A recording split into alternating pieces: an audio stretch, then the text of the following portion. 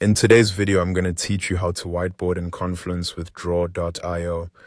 To get started, open the Confluence page where you want to add your whiteboard and make sure the page is in edit mode.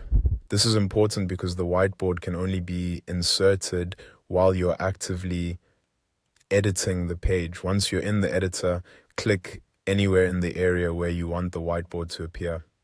Next, type a / and search for draw.io. From the suggestions that appear, choose the draw.io board option. As soon as you select it, a pop-up window will open and launch the draw.io whiteboard. At this point, give it a moment to fully load before you start working. Depending on your connection or browser speed, it may take a few seconds, so just wait until the editor is ready. Once the whiteboard is loaded, take a look at the toolbar on the left-hand side. This is where you'll find the main tools for building out your whiteboard. You can add text, sticky note style notes, and common shapes like rectangles and ellipses.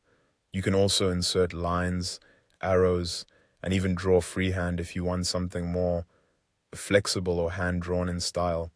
There are also additional shape options available, so feel free to browse through them based on what you need for your diagram or brainstorming space. If you click the plus icon, you'll see even more items you can insert, such as links and images.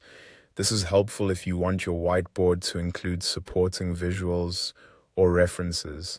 The main idea here is to explore the available tools and place the elements you need onto the board until your whiteboard looks the way you want. When you're done, go to the top right corner and click Publish. A pop-up will appear asking for a file name. Enter a clear name for your whiteboard so it will be easy to recognize later, then click Save.